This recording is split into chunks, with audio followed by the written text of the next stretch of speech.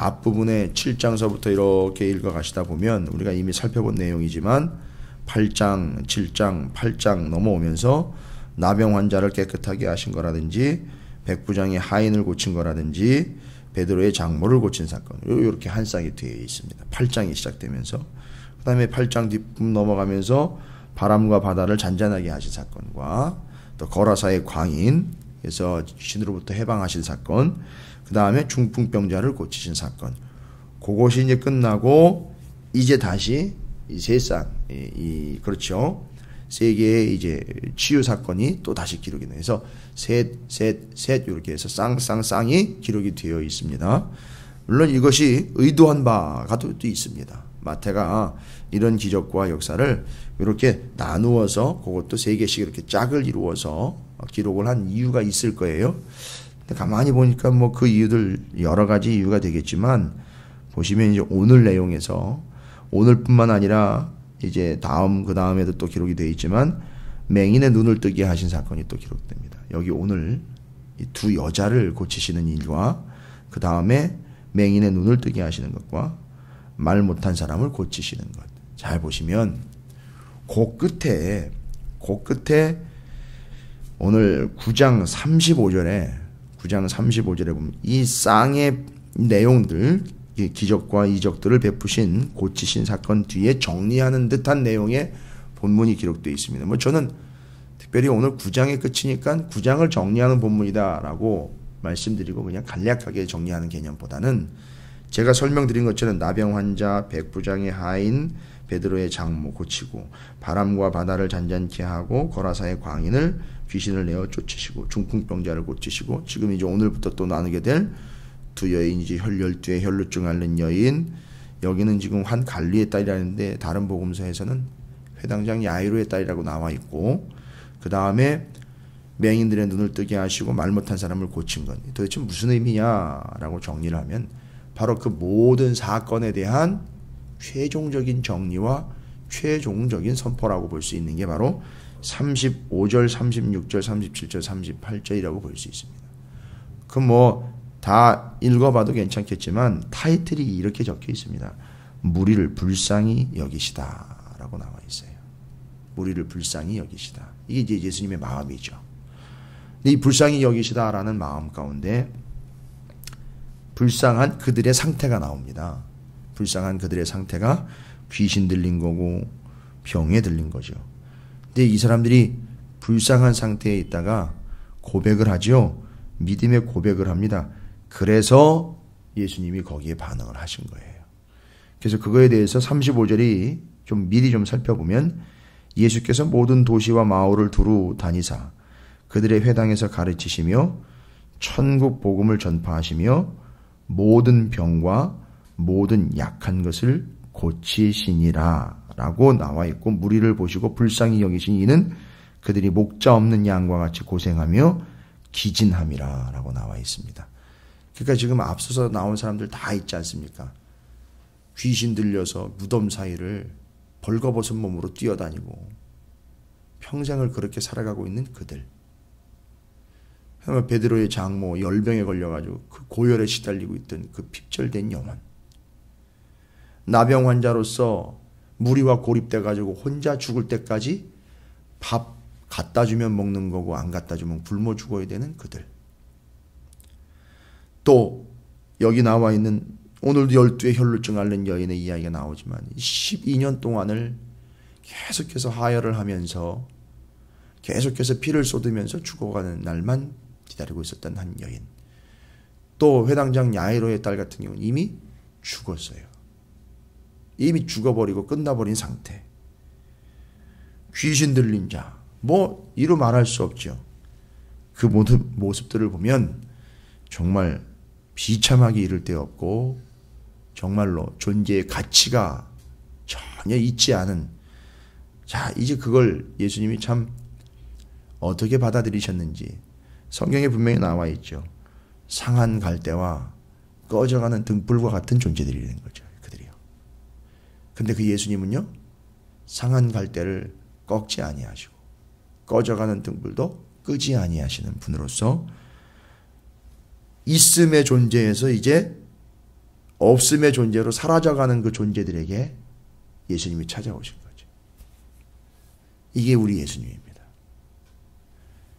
어떻게 나의 모습을 보고 우리의 모습을 보고 우리의 처지를 보면 정말 나는 꺾어진 갈대로구나. 꺼져가는 등불이로구나. 라는 그런 생각이 들 때가 있는데 여러분 걱정하지 마십시오. 그리고 그렇게 쉽게 자신의 처지를 비관하지 마시라는 얘기입니다. 왜냐하면 우리가 믿는 바 예수 그리스도는 꺼져가는 등불을 빨리 끄라고 훅 불어주는 분도 아니고 이왕에 꺾인 갈대 그냥 뿌리채 뽑아버리자 해서 뽑아버리는 분도 아닌 겁니다. 절대 꺾지 아니하시고 끄지 아니하시는 그분이 오늘 누구를 만났느냐? 정확하게 얘기하면 3명을 만나죠. 12해 혈룰증 앓는 여인과 회당장 야이로와 그 다음에 그의 죽은 딸을 만나게 됩니다. 잘 보시면 아시겠지만 이 3사람은요 공통적으로 등장하는 인물이기 때문에 등장인물이라고 할 수 있지만 상태를 보면은요 회당장 야이로는 건강합니다. 혈루증 앓는 여인은 12해 동안 엄청나게 곤욕을 치렀습니다. 그 다음에 아예 한 영혼은요 죽어버렸습니다. 다양한 상태에 있는 사람들을 만나십니다. 근데 이 다양한 상태에 있는 사람들을 만날 때 하나를 보셔요. 여러 상태지만 하나만 보신다는 거예요. 뭡니까? 믿음을 보신다는 거죠. 다른 거 보시지 않고 믿음만 보시고요. 믿음에만 반응을 하신다는 건 우리는 알 수 있습니다. 여기는 다른 이유가 개입할 수가 없습니다. 다른 어떤 조건과 이유가 끼어들 틈이 없습니다. 그래서 오늘 예수님의 정함과 예수님의 생명이 각각 부정한 자와 죽은 자에게 이제 전해지게 되는, 옮겨가게 되는 걸 이야기합니다. 여기 한 관리의 딸, 다른 복음서에는 아까 말씀드렸죠. 회당장 야이로라고 불리우는 그 사람이 그 딸이 죽은 소식을 가지고 주님께 왔어요. 죽었으면요. 죽었으면 유대인들의 정해진 규칙에 의하면 하루 안에 빨리 장례를 치러야 되거든요. 이게 오래 둘 수가 없습니다. 빨리 치러야 돼. 그러려면 죽은 즉시 빨리 장의사를 불러야죠. 죽음을 처리하고 시신을 처리할 수 있는 장례 단계로 빨리 돌입을 해야 되거든요. 근데 그 아버지로서 그 장례 준비와 그 절차를 책임지고 진행해야 될 이 사람이 장례를 시작하지 않고 주님을 찾아왔다는 거죠. 주님을 부여부여 찾아왔습니다. 그리고 자기의 딸이 죽었다라는 소식을 주님께 전합니다. 죽었으면 장의사한테 연락을 해야 되는데 그렇지 않고 그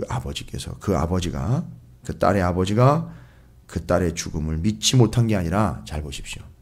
난 내 딸이 죽었다는 걸 믿을 수가 없어. 이게 아니라 죽은 건 기정사실이지만 누구를 믿었기에요? 죽음을 믿는 게 아니라 예수님을 믿었기에 예수님에게 쫓아온 겁니다. 그리고 주님이 그 믿음을 보시면 아시겠지만 주님이 여러 가지 말씀들과 반응들이 있을 수 있는데 그 아버지의 믿음을 보고, 어떤 믿음입니까?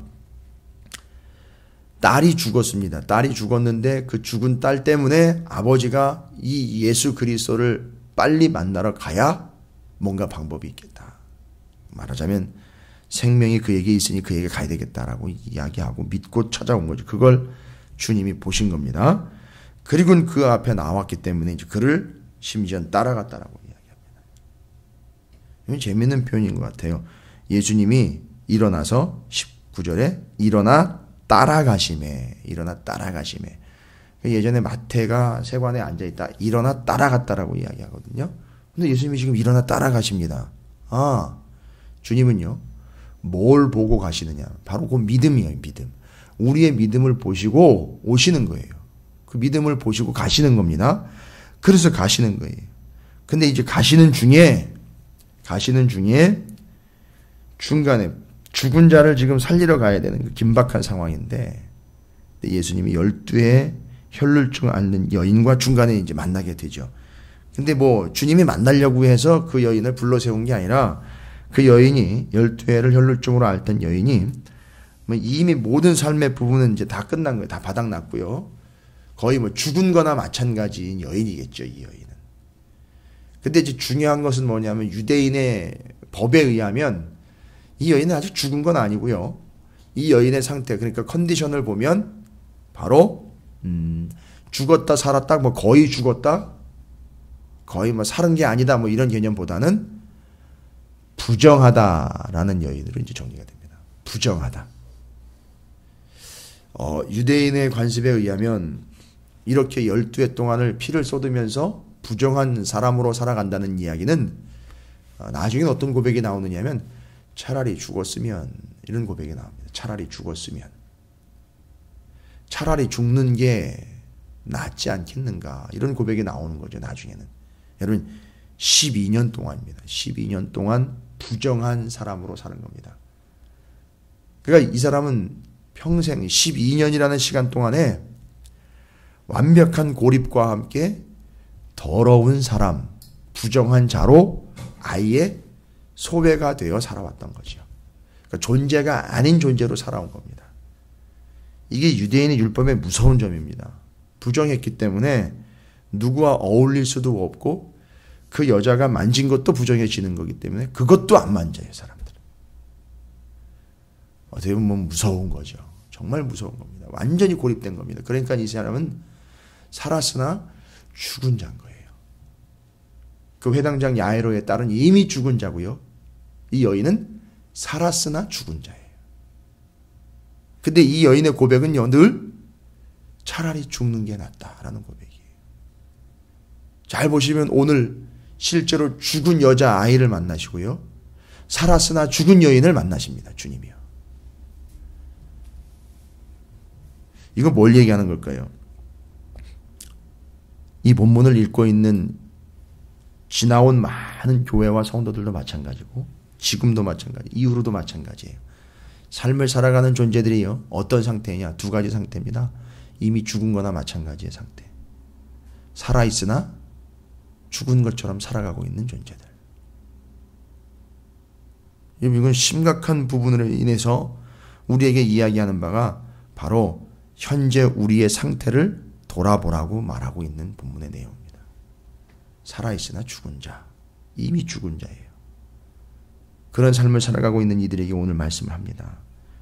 그 12해를 혈루증으로 앓던 여인이 뒤로 돌아가서 살짝 주님을 만집니다. 또 이제 몸을 만진 게 아니라 옷자락을 만진 거예요. 갖다 손을 대는 거죠.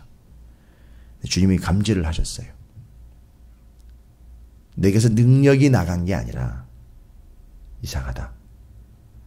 무언가 더러운 것이 내 몸에 닿고 나의 정결함이 나갔다. 이거예요. 능력이 아니라 나의 정결함이 나갔다. 무언가 더러운 것이 닿았고 내게서 정결함이 나갔다. 말죠. 맞는 얘기입니다. 바로 그 여인은 부정하고 더러운 여인이었기에 손을 대는 순간, 여러분 법에 의하고 상황에 의하면 예수님이 더러워져야 되거든요. 부정한 여인이 손을 댔으니까 예수님이 더러워져야 되는 거예요. 근데 예수님이 오염되지 않고 더러워지지 않고 오히려 예수님의 정결함이 이 여인에게로 들어가는 거예요. 여러분 이 본문은요, 그냥 넘어가실 본문이 아니라 제사장 나라라는 관점에서 보면 이것을 그 여인이 그걸 알고 했느냐 모르겠느냐 이건 둘째 치고요, 이게 어떤 효과가 있는 거냐 하면 이스라엘의 제사 제도에 의하면 그렇죠. 죄를 지은 자의 부정한 자가 흠 없이 준비한 제물에게 손을 댔을 때에 그의 죄와 그 더러움이 제물에게로 전가가 되고 자신은 그 제물의 흠 없음이 전가가 되는 것처럼 여러분 그렇게 바라보시면 되는 거예요. 예수님의 흠 없음. 근데 예수님은 그 더러움과 부정함과 죄로 오염되지 않더라는 거죠. 오히려 그의 정결함이 그 영혼에게 전가가 되어서 이 여인이 치유함을 받게 되는 겁니다. 정확하게 이야기하면 깨끗하게 되었고요.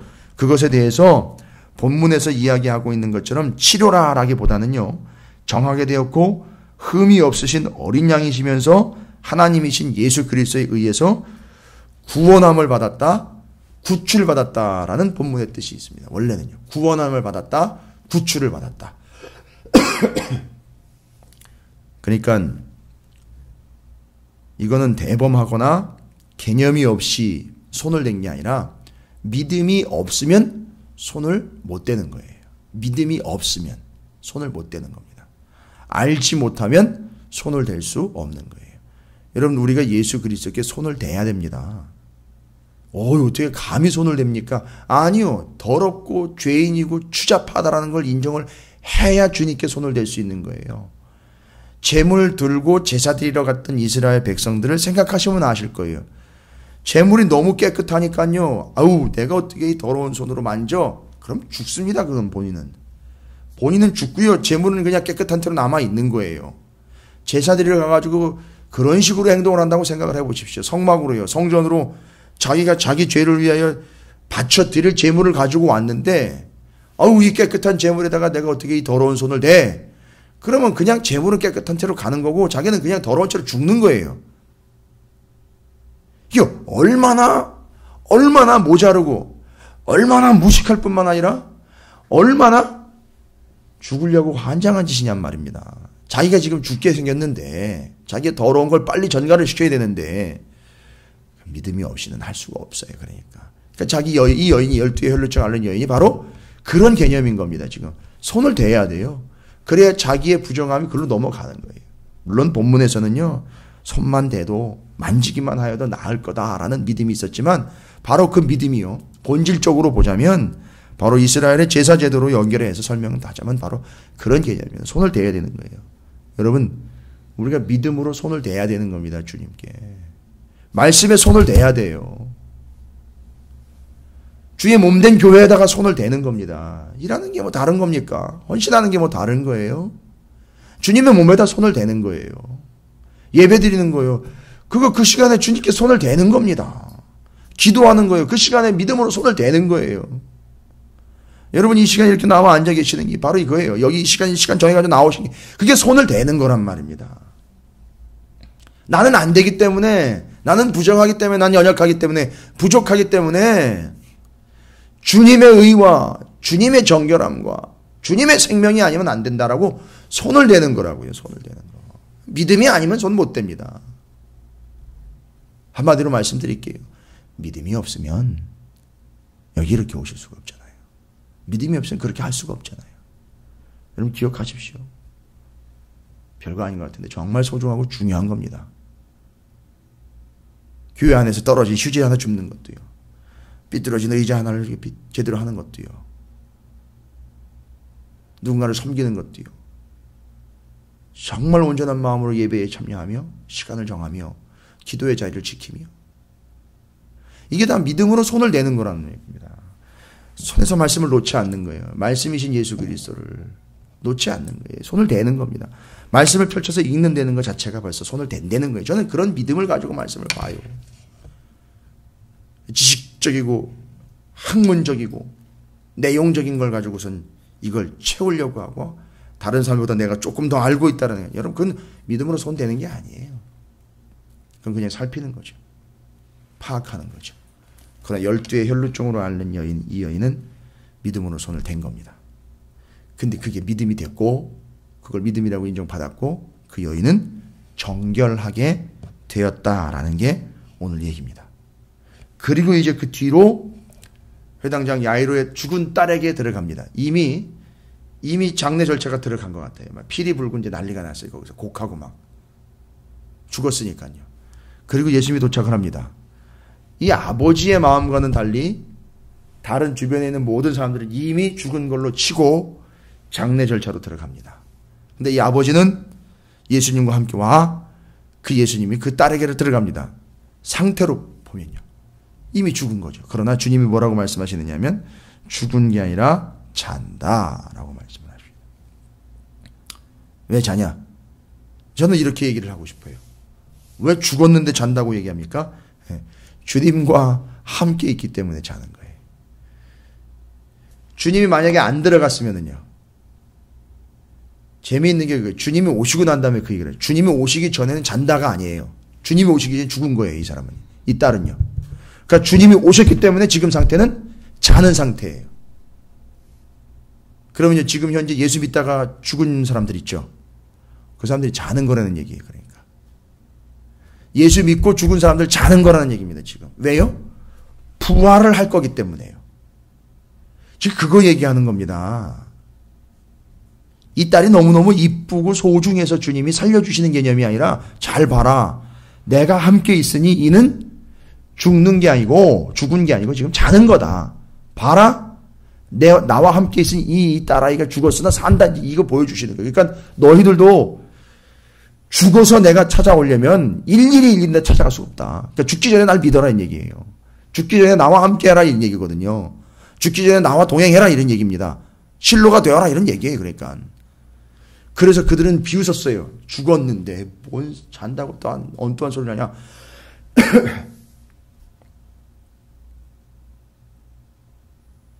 그 이야기는 이 딸 아이가 살아서 일어나고 난 다음에 여기는 기록이 안 됐어요.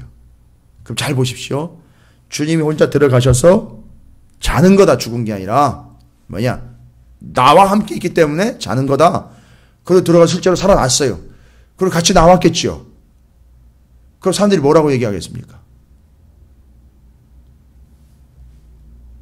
분명히 죽었었는데. 이건 사기야. 뭐 이랬을까요? 그 사실을 보고는 뒤에서 이제 막 수근수근 되겠죠. 정말 잤던 거야? 잤던 건가 봐. 잤나 봐. 이렇게 돼버리는 거예요. 좀 전까지는요. 죽었어! 라고 딱 끝내버렸는데 예수님과 함께 살아나온 그 여자아이를 보고는 아, 잤나 봐. 이렇게 돼버리는 거예요. 근데 거기서 끝나버리면 안 되겠죠. 이야, 저 예수와 함께하니 죽은 것이 죽은 게 아니라 자는 것이로구나 라고 정리가 되어버리는 거죠. 자, 뭐 어쨌든 간에요.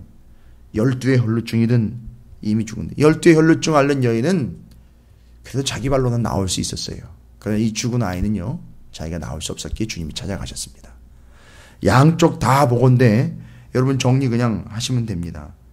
손을 댈 수 없었건 손을 댔건 간에 그 아버지의 믿음이 있었건 간에 그 혈루증 앓는 여인의 믿음이 있었던 간에 주님은 바로 양쪽 다 어디에 반응을 하셨느냐. 믿음에 반응을 하셨다는 거예요. 그 믿음에 역사하셨다는 사실입니다. 혈루증으로 앓는 여인이 믿음으로 손을 대서 자신의 부정함은 예수님께로 가고 예수님의 정함은 왔습니다. 이게 믿음이에요. 그 다음에 그 아이의 아버지의 믿음이 예수님을 일어나 따라가게 만들어 버렸고 가서 예수님과 함께하는 그 아이가 죽은 게 아니라 잔다라는 게 이제는 믿어야 될 상황으로 선포가 되는 겁니다. 그래서 그 아버지의 믿음에 주님이 일어나 따라갔다라고 분명히 얘기하고 있어요. 자, 예수님이 이게 적극성입니다. 예수님이 오히려 누군가 예수님을 따라가야 되는데 재미있는 현상이에요. 그 아버지의 믿음을 보고 그 믿음을 보고 일어나 따라가셨다라고 이야기합니다. 주님 뭘 보고 가십니까? 주님 뭘 보고 따라가십니까? 믿음이요, 믿음. 그러니까 여기서 분명히 우리가 짚고 넘어가야 되는 건 다른 거 없습니다. 주님은 무엇에 반응을 하시느냐? 주님은 무엇을 받아들이시느냐? 주님은 무엇을 인정하시느냐?